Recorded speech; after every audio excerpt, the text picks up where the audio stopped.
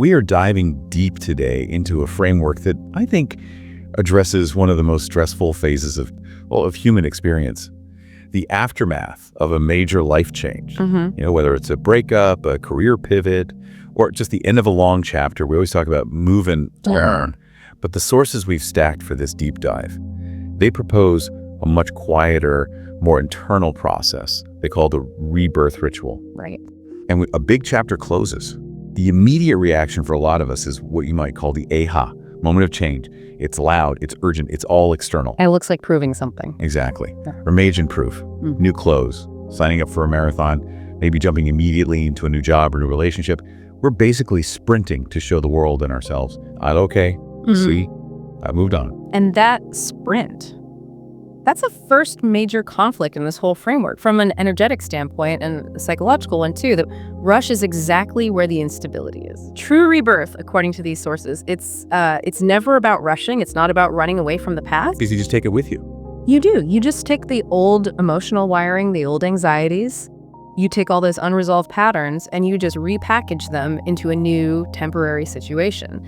The materials are really definitive here. True transformation, it doesn't start with some big new declaration. It starts when the old energy stops pulling you. Oh, I love that distinction. That really shifts the focus from like an external performance to an internal readiness. So if we're not rushing to announce a brand new identity, what is the focus? The focus is entirely on stillness, on building a robust, resilient foundation. It's the art of grounding yourself deeply, precisely because the old life has just dissolved. So you need a new foundation. You need that foundation so that when the next chapter finally begins, you're not just repeating the same fragile patterns of the one before. It's about the quality of the emergence, not the speed of the announcement.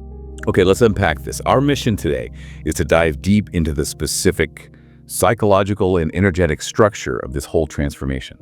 We want to know what to expect when we stop rushing and what specific tools and ritual steps are suggested for navigating this incredibly vulnerable period. If you've been feeling stuck in that limbo, or if the new chapter you tried to force just sort of fell apart, this deep dive is for you. What's fascinating here is figuring out the true marker of when rebirth actually begins. Because like you said, most people think it starts when they just consciously say, okay, I'm going to change now. Right. But the source material suggests the energetic shift is much more subtle. It begins the moment those old defining fears, those old stories, they just no longer dictate your daily actions, and you might not even notice it right away. Wait, is that release supposed to be instantaneous? Like, do the sources describe a final straw kind of moment? Because for most people, letting go of a core fear is a years-long battle. It's usually a very subtle, gradual thing, a realization. The moment is often marked by this inner calm clarity where you realize you no longer need to explain yourself. Explain yourself to who? To the people who belong to that old life. You don't need to explain your past or your decisions. That reliance on external validation, that's the tether to the past. When you realize that tether is gone, that's the energetic shift. That makes so much sense. The moment you stop justifying yourself, you conserve a huge amount of energy. But that sudden lack of required effort, that space, it sounds frankly terrifying. What does the framework call that intense, empty feeling? That space, that crucial bridge, is called the void. The void. Yeah. Or sometimes the space between chapters. You know the feeling. Chapter 1 is done. You've turned the last page, but chapter 2, it hasn't been written yet. You're just holding a blank page with no script. And most people would absolutely panic at that blank page. Precisely. Psychologically, this state is defined as liminality. You're literally standing on the threshold. Your old identity has dissolved, the new one hasn't crystallized, and you feel strangely empty, silent, maybe even really disoriented because the external GPS that used to guide your life, your job title, your relationship status, all of it, it's lost its signal. And this emptiness, the silence, this is the critical juncture. The danger is overwhelming because the silence feels like a vacuum, and our human instinct is to rush in and fill it immediately. Right, with anything. We frantically adopt new partners, we take on insane work schedules, we make huge purchases, anything to avoid that deep internal stillness. But the materials argue so vehemently that this stillness, this is the most sacred space for any true change. It's so counterintuitive. We're conditioned to see growth as, visible action, productivity. It has to be counterintuitive because true growth needs a secure foundation. Think of the analogy they use in the sources. The new self needs stillness, just like a seed germinating. A seed doesn't sprout immediately in the harsh, bright light where everyone can see it. Right, it needs darkness. It needs the dark, quiet soil to lay its roots down, firmly and invisibly. If you prematurely pull that seed up to check on its progress, the whole thing just collapses. So the fundamental shift in this entire rebirth process is moving away from that frantic, doing that active, visible change, to mastering the difficult art of just being with uncertainty. Trusting that the new self is going to emerge gradually, rooted deeply in that silence. But waiting and trusting is hard. It feels vulnerable. So how does the framework suggest we protect ourselves over in this quiet incubation period? And this is where we shift to the practical tools, right? Because waiting for a root to grow can make you feel completely weightless. The framework suggests using specific energetic anchors, specifically crystals. But you can interpret this as any tangible physical object for focus. The point isn't the magic of the object itself. No, it's the consistent energetic need it fulfills. That's an important clarification. These aren't chosen for quick wishes or material gain. They represent 3 essential functions you need to stay stable while that internal foundation is being rebuilt. We need protection, we need grounding, and we need clarity. Okay, let's start with the first one. Okay, so function 1, transformation and protection. When you shed an old identity, you are incredibly vulnerable. You need a shield. The specific material suggested here is Labradorite, which is often known as the stone of transformation. The wizard stone. The wizard stone, yeah. Its role is purely protective while you are in that messy, chaotic process of shedding. It helps you see the potential hidden inside the chaos, acting as a kind of cloak until you're ready to be seen again. So it's not just a shield against external negativity, but also a way to hold the space for the new without letting the old intrude. The sources mention an alternative if Labradorite feels too intense, right? Yes. For a gentler, maybe less dynamic approach, Moonstone is suggested. It centers more on intuition and emotional flow, finding a calmer rhythm for new beginnings.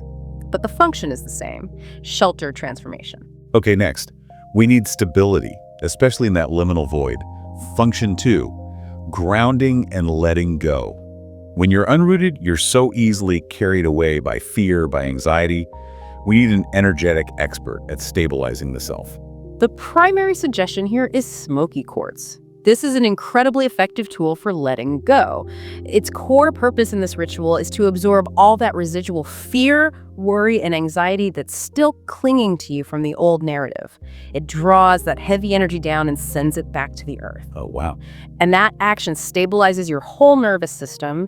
It anchors you firmly in the present moment, and it prevents that constant, distracting mental wandering that happens when you're grieving an old identity. That anchoring seems critical. The void is basically the moment of maximum mental wandering. And if smoky quartz isn't available, the sources also suggest hematite for that heavy-duty grounding. Absolutely.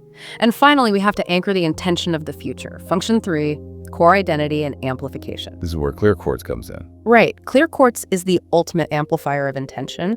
So once you're stable and protected, its role in the ritual is to provide absolute clarity, to amplify the declaration of your emerging self. It helps anchor that new frequency, the identity you are becoming, into your subconscious, making it persistent, undeniable. Okay, we've mapped the energy of the void, and we've gathered our physical anchors. Now, for the practical application, the 4 steps of the rebirth ritual itself. But before we begin, let's just revisit that central rule. Stillness is mandatory. Yes. The sources are so clear about this. You must not attempt this when your emotions are running high, when you're furious, in active grief, or just desperately seeking a fast solution. Why is it so crucial to wait until that strangely empty feeling arrives? Well, if you try to do energetic work when you are riding a high emotional wave, you're just trying to channel that chaotic energy into a new form. It defeats the whole purpose. That empty feeling is the sign that the space has already been cleared. The emotional storm has passed. The best times are quiet early mornings, before bed, or exactly when you wake up feeling that silence. That silence is the portal. Got it. Okay, let's walk through the actions, starting with closure. Step 1, honoring the end. You sit comfortably and you hold the grounding stone, your smoky quartz on your lap or stomach, just to immediately connect with that feeling of stability. Take 5 deep, intentional breaths to bring your awareness right into your body. And Then internally or quietly, you make this declaration. The old chapter has served its purpose. After that, you must sit in that stillness for 1 full minute. This isn't meditation to ignore the past. The point is to allow any lingering shadow of grief or loss to just surface and pass through you. You're consciously clearing the space. Once that space is cleared, what's the next active step? Step 2, opening the new field. You set the grounding stone down, and you place the rebirth stone, your Labradorite or moonstone, over your heart center. Now you take 7 gentle, soft breaths, really opening that internal field to new potential. And you set the intention. I allow the new self to slowly emerge. The emphasis is on allow and slowly. Not, I demand a new self now. No, you are not rushing to define the new person. You're avoiding that forced declaration of, I must be a perfect new version of myself. Instead, you're feeling for the new, unnamed energy that's starting to bloom inside you. It's an act of passive reception. That brings us to the crucial anchoring phase. Step 3, identity anchoring. This is where we make the change stick. This is it. You hold the clear quartz with both hands together at your chest level. This is the moment to connect your consciousness directly to the amplification power of the stone. Then what's the declaration here? You speak one single, powerful sentence. I accept the self I am becoming. Then, you must remain absolutely still for 90 seconds. The sources indicate that 90 seconds is roughly the threshold required for the body's cells and the subconscious mind to truly register and memorize a new energetic frequency. So even if your mind wanders? Even if disruptive thoughts pop up, you just observe them, but you keep your physical focus rooted in that statement for the full time. That detail, the 90 seconds for cellular memory, is a fantastic insight. Okay, finally, how do we seal the work? Step 4. Sealing the rebirth. You place all 3 stones in a row in front of you. You hover your hands over them, connecting the energies, grounding, protection, and clarity without actually touching the stones. So you're just feeling their combined field. Exactly. And you conclude by saying, I am reborn in a way that aligns with my truth. Then you just sit for a few moments more, letting that combined energy settle, making sure the frequency is integrated before you get up and move on. So the ritual is done. Now, what do we look for in the days following? The sources say the next 3 to 7 days are the integration period. This is when the quiet work continues in the background. And the signs are deliberately subtle, which is another reason people often miss them or think it didn't work. You might notice a reduced, almost non-existent need to explain yourself to other people. There's an increase in inner peace, just an unusual, solid calm that wasn't there before. What about externally? Well, the most powerful external sign is what they call the law of resonance. People or situations that used to cause friction or that just no longer match your new stable vibration may suddenly and simply drop out of your life. Without a big fight or anything? They just detach themselves naturally because the frequency no longer aligns. This is where we really need to manage expectations for you, the listener. Let's say I just went through a huge career shakeup. The immediate urge is to update my LinkedIn, write a 10-year plan, start a new certification. The framework says absolutely not, right? Yeah. You need to sit in the quiet first. Yeah. So if I haven't landed my dream job or dramatically changed my life within a week, does that mean the ritual failed? Absolutely not. In fact, it probably means it's working. If those dramatic external changes haven't happened, it's because the new self is still in that laying roots phase, which is crucial but invisible. You have to trust the unseen work happening beneath the surface, just like you trust the seed in the dark earth. To protect this fragile, emerging state, there are 3 absolute don'ts for the rebirth period that have to be followed religiously. The first one tackles that dangerous urge to look backward. First, do not compare the current self, the vulnerable, growing root, to the previously glorious old self.